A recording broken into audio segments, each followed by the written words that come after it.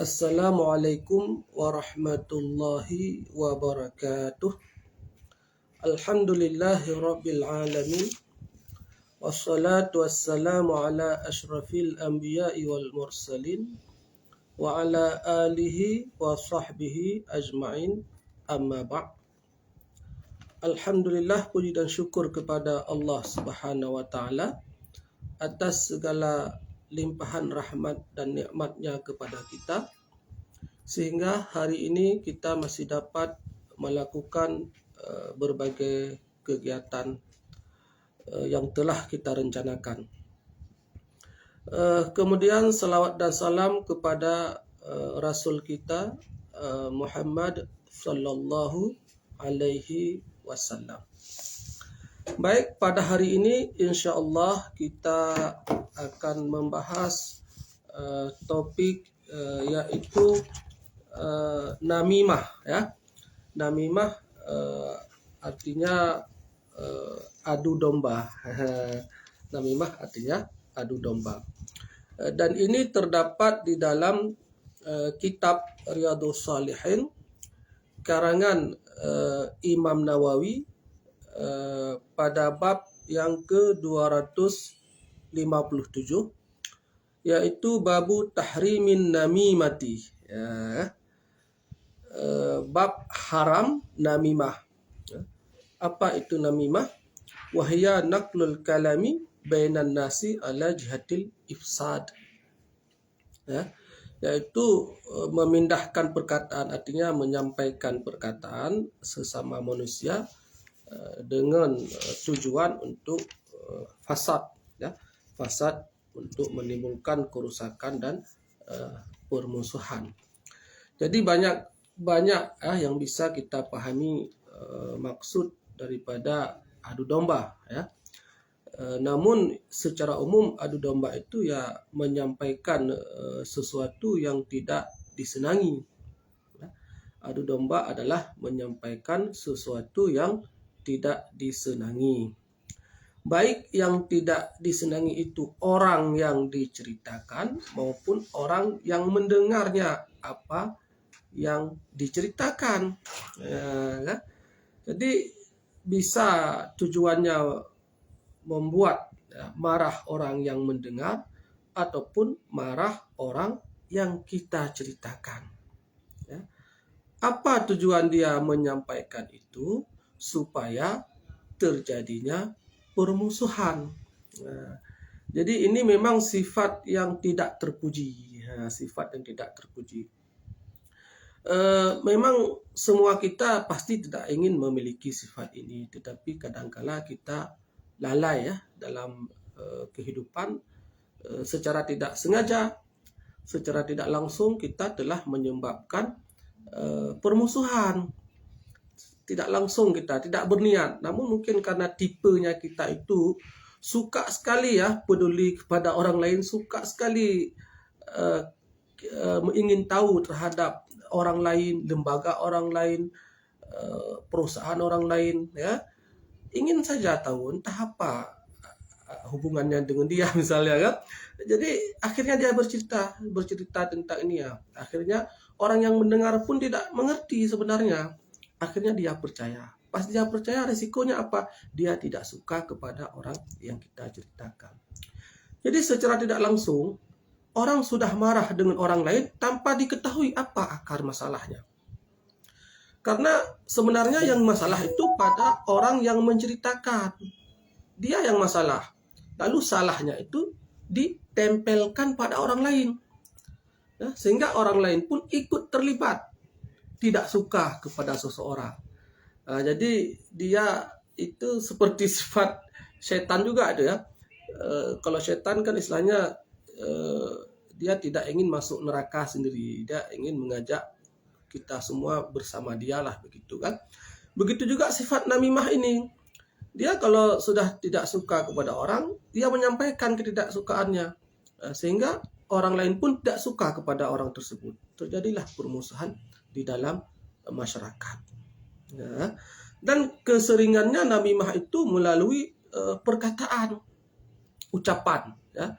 ucapan, tetapi ada kalanya juga dengan tulisan. Hari ini ucapan dengan tulisan itu sudah sama dahsyat efeknya. Bahkan bisa saja lebih dahsyat efek tulisan. Kalau ucapan mungkin yang mendengar hari ini satu orang kawan kita yang mendengar itu ucapan ya, atau 2 orang, 5 orang katakanlah satu jamaah kecil ucapan. Tapi kalau tulisan kita posting ya, kita posting di medsos, ucapan tersebut kalau yang kita tulis tidak baik, itu yakinlah pasti ada yang forward. Apa itu? Meneruskan. Dia akan diteruskan.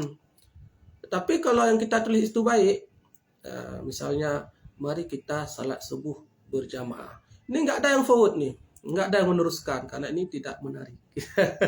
Ini tidak heboh nih.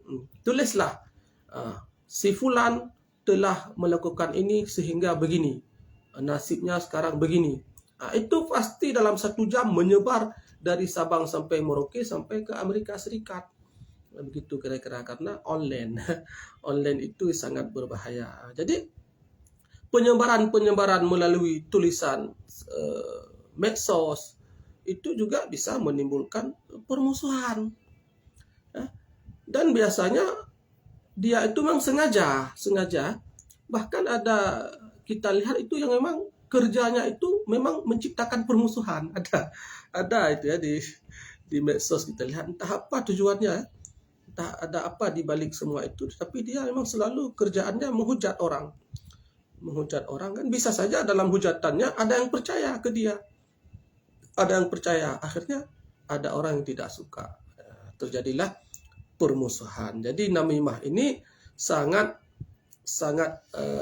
berat hukumannya dan juga sangat besar dampaknya di dalam masyarakat. Ya, ayat yang berkaitan dengan namimah ini bisa kita lihat dalam surah Al-Qalam ayat 11. Hammazin masya'im binamim. Hammazin masyaibi binamim, yaitu orang-orang yang suka menyebarkan permusuhan dengan cara mengadu domba ya. Yaitu dalam tafsir Al-Wajiz karangan Profesor Dr. Wahbah Zuhaili ya, dia menafsirkan ayat ini, hammazi masyaibi namim adalah orang yang membuka banyak aib manusia. Orang yang membuka banyak aib manusia. Menebar berita bohong untuk memecah belah manusia. Membuka aib orang lain. Ya, karena tidak ada faedahnya kita membuka aib orang lain, kecuali kita ingin membuat orang itu malu. Kecuali kita ingin membuat orang tidak suka sama dia. Jadi kalau kita tidak suka sama seseorang, dan itu mungkin wajar saja ya, ada yang kita tidak suka sama seseorang, tetapi sebagai muslim kita harus juga punya cara. Bagaimana kalau kita tidak suka dengan seseorang, maka kita lebih baik menyampaikan langsung sehingga kita tahu akar persoalan, ataupun memaafkan, ya diam beristighfar tanpa menyebarkan lagi kepada orang lain. Ya. Menebar berita bohong untuk memecah belah manusia. Ya. Kita ciptakanlah si fulan begini, si fulan begini, cerita terus sehingga timbul satu opini, sehingga terbentuk satu opini, orang percaya. Ya. Orang yang percaya pun tidak tahu kenapa dia percaya. Memang sudah sifatnya kalau yang tidak baik itu orang cepat percaya. Ya. Kalau yang tidak baik orang cepat percaya. Tapi kalau yang baik orang tidak peduli. Ya. Dan dalam ayat ini juga menceritakan tentang sifat pelit dan pelit dengan hartanya, zalim, walaupun dia memiliki banyak harta dan anak. Jadi ahli tafsir berbeda pendapat tentang yang dimaksud dengan ayat ini ya, ayat yang menceritakan dia menebarkan kebohongan ya, yang pelit, yang memecah belah ya. Ulama tafsir itu berbeda pendapat ya. Namun Ibnu Hajar Al-Asqalani menyebutkan bahwa yang dimaksudkan di sini ya, sebahagian mufassirin menyebutkan di sini itu adalah Al-Walid bin Mughirah. Al-Walid bin Mughirah. Jadi ketika itu Allah menyampaikan kepada Nabi untuk tidak mengikuti orang-orang seperti ini. Seperti siapa? Al-Walid bin Mughirah. Karena Al-Walid bin Mughirah ini dia terdapat sifat-sifat yang tidak terpuji sama dia ya. Misalnya sifat suka bersumpah ya. Bersumpah tetapi sumpahnya hanya sumpah tidak ditepati, suka-suka bersumpah. Ini hati-hati, jangan suka sikit-sikit bersumpah ya. Yang padahal kita tidak menepatinya, suka mencela.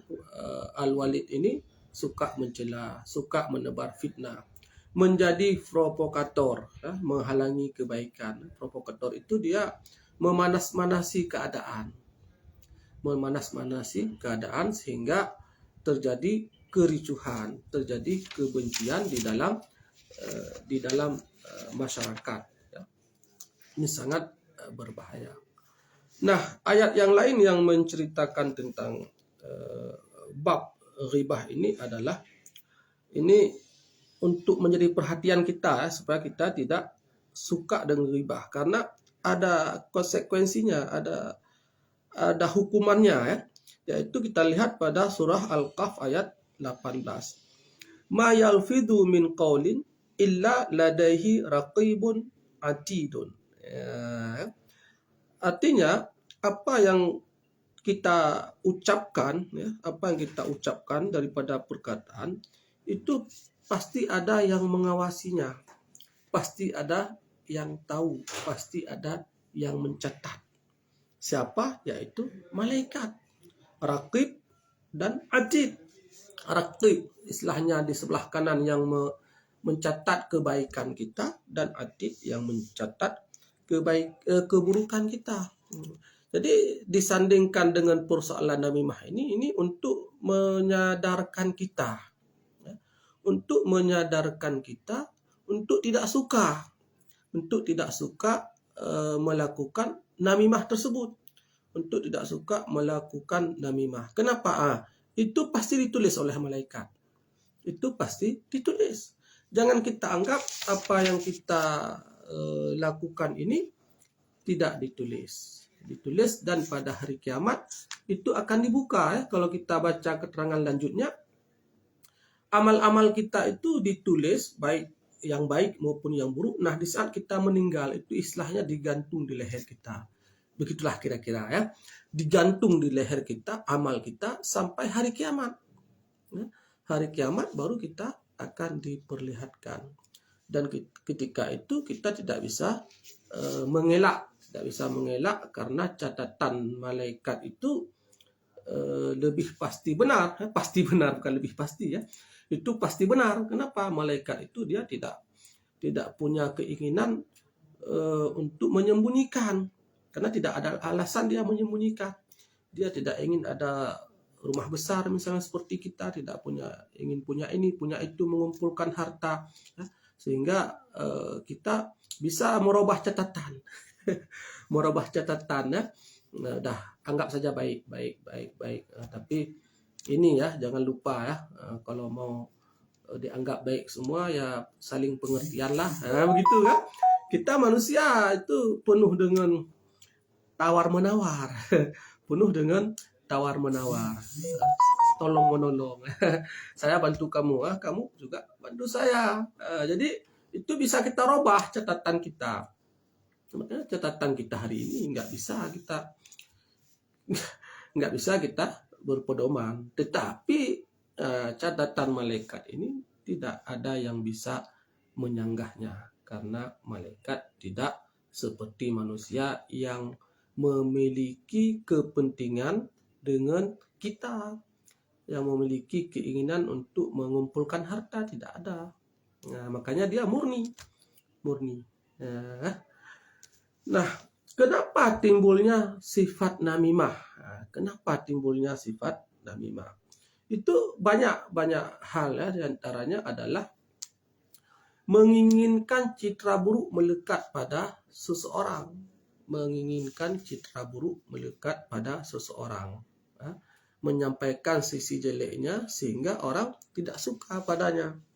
Jadi tujuannya adalah supaya orang tidak suka kepada seseorang, ya, orang tidak suka kepada seseorang, atau dalam bahasa lain dia apa katanya hari ini itu pembunuhan karakter lah, gitu kan, pencemaran nama baik lah, ya. Tujuannya supaya orang tidak suka. Kenapa dia ingin seperti itu? Ya bisa saja dia ada persoalan dengan orang tersebut. Karena dia ada persoalan, dia akan menyebarluaskan, orang lain pun tidak suka kepadanya. Ini tidak fair ya. Bukannya menyelesaikan masalah, tetapi menambah-nambah permusuhan. Ya. Padahal kalau dia selesaikan berdua, itu sudah selesai. Ayo kita jumpa kapan, yuk kita bicarakan bagaimana masalahnya. Kan selesai. Atau tidak selesai, laporkan kepada pihak berwenang. Damaikan, selesaikan. Ya selesai. Tapi dengan menyampaikan kepada orang lain lagi, apakah masalah kita selesai? Kan tidak selesai juga. Tetapi yang bertambah adalah permusuhan, saling benci. Ini tidak baik. Nah, hal berikutnya yang menyebabkan timbulnya namimah atau sifat adu domba ini adalah menginginkan citra baik. Kita ingin citra baik di mata orang lain. Bagaimana kita ingin menimbulkan citra baik ke orang lain? Nah, sebenarnya ada juga cara baik. Cuma dia ingin mengambil cara pintas. Bagaimana?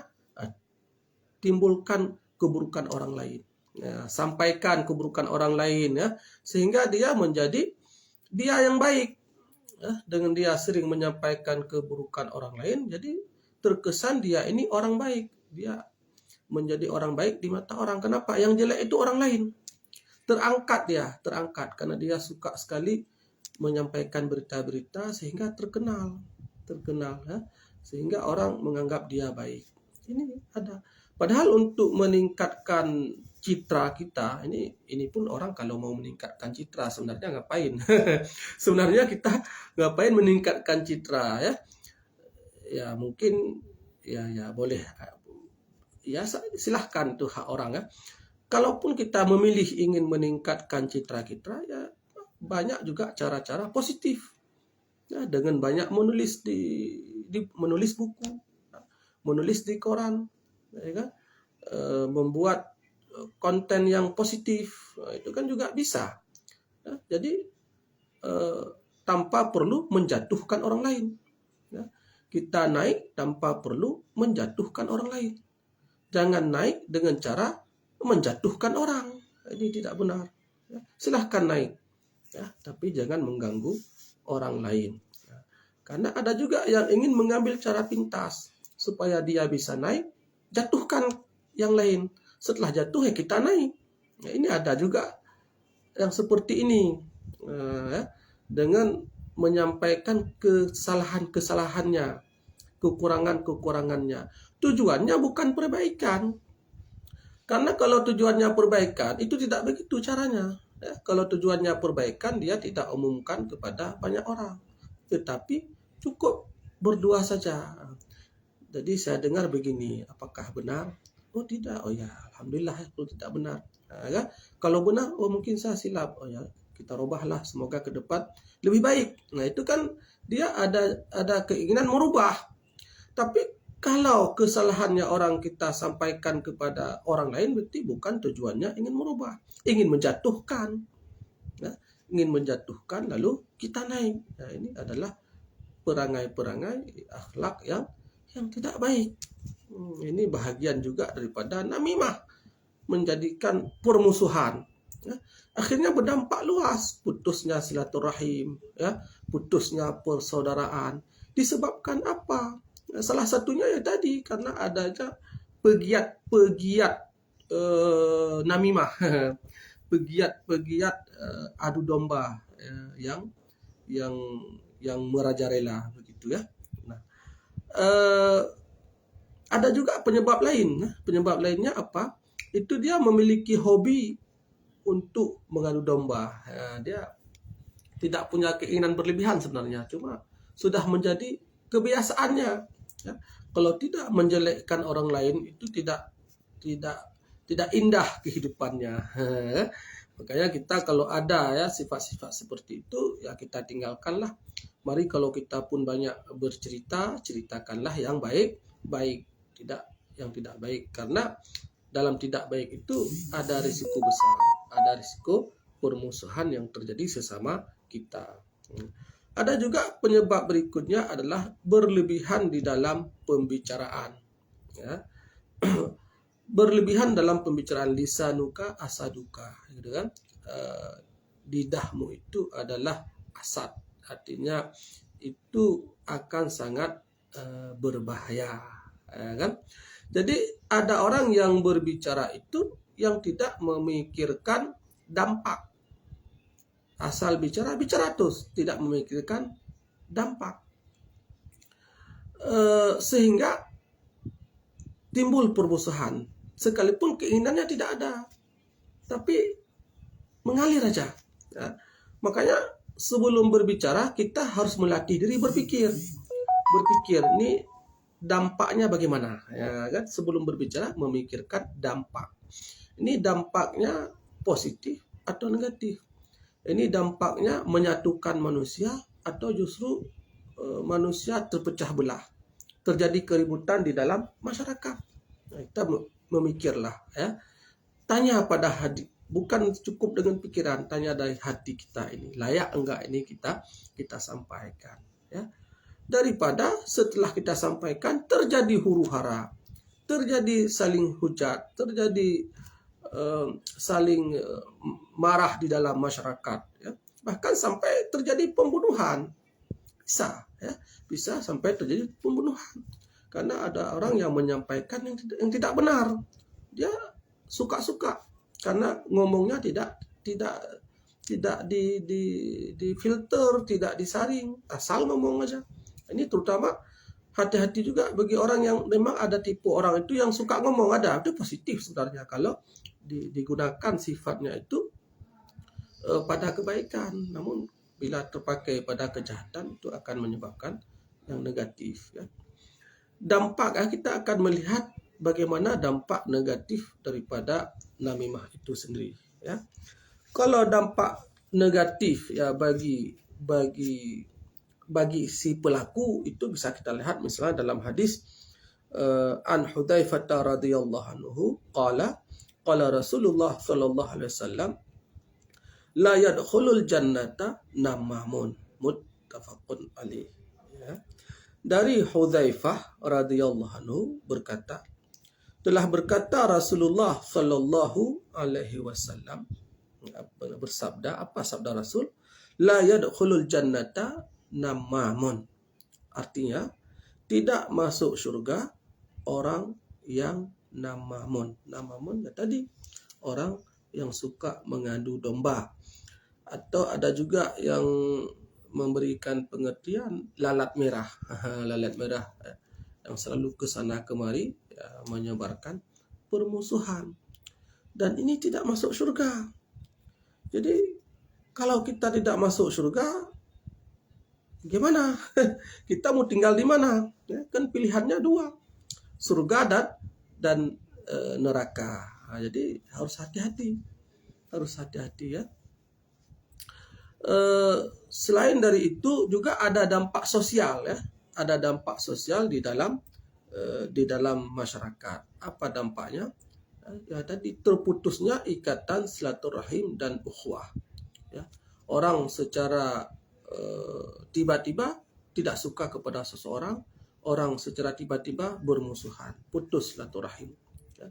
Dan berikutnya juga bisa timbul menyulut api permusuhan antar sesama, menyulut api permusuhan, merusak tatanan dan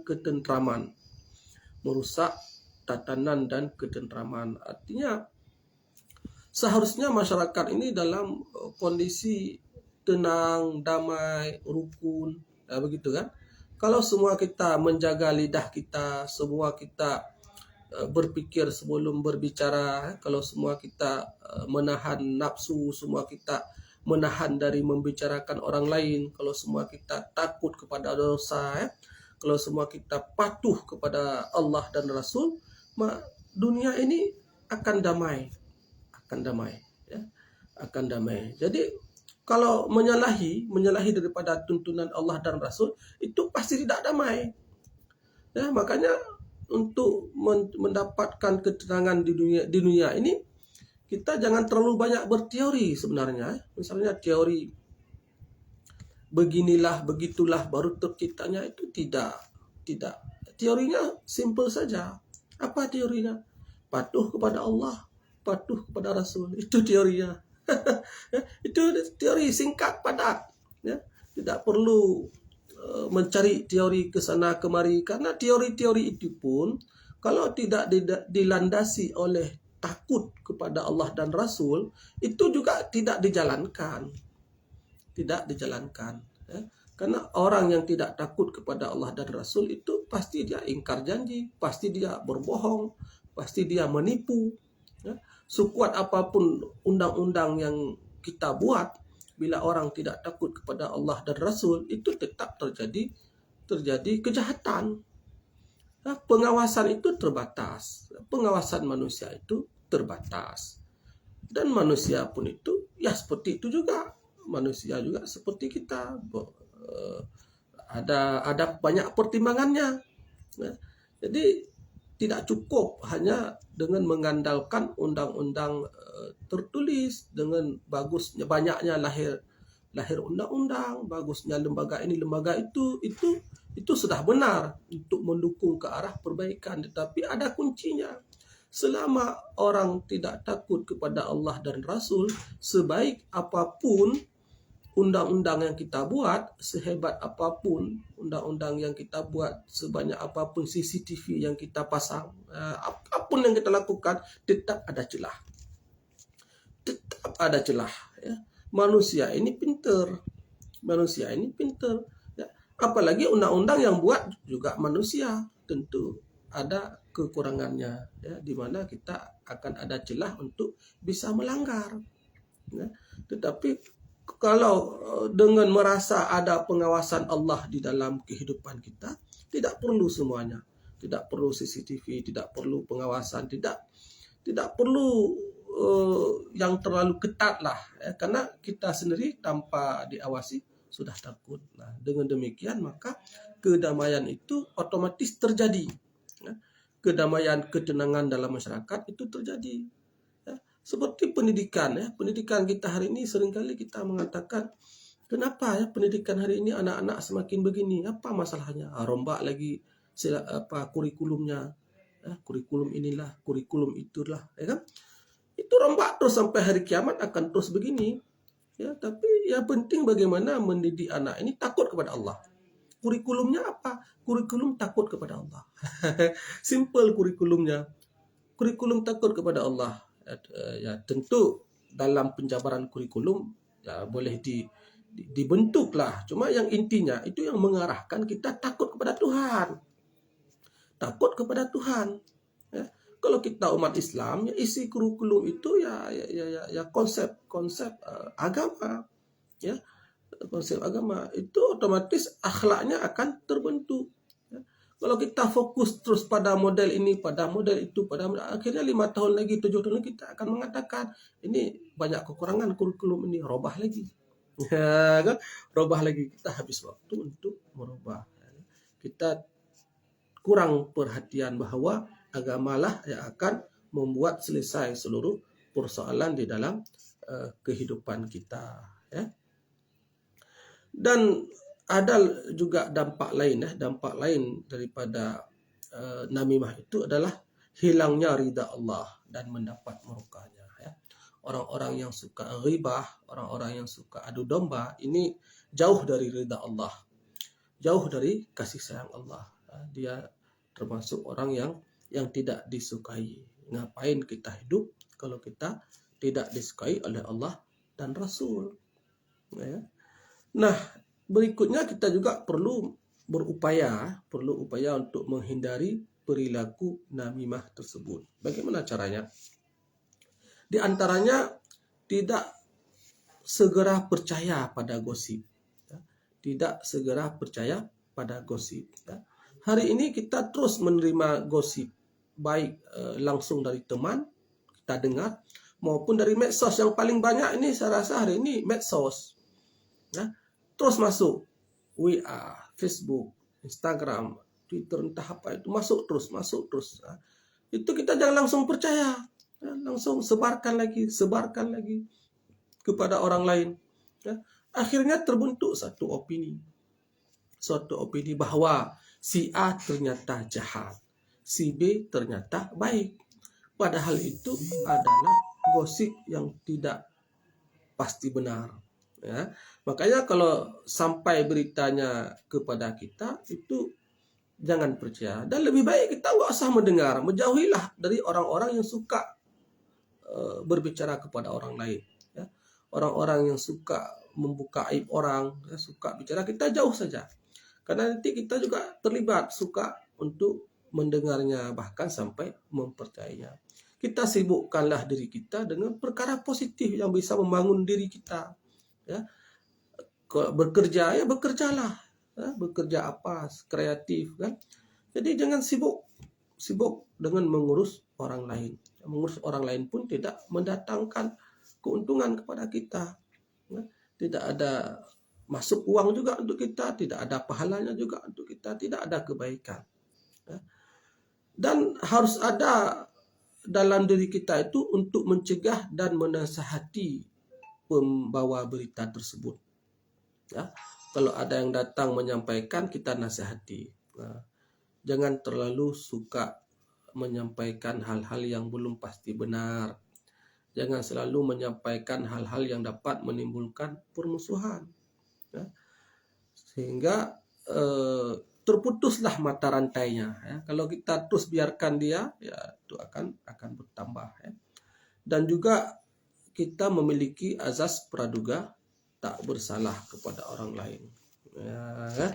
Jangan langsung percaya, karena itu banyak yang tidak benar. Ya. Kalau kita dalam hati kita menanamkan praduga tak bersalah, maka kita akan lebih menyenangkan, karena hati kita itu tenang, tidak selalu memikirkan bahwa orang lain itu bersalah, karena tidak ada untungnya bagi kita. Ya.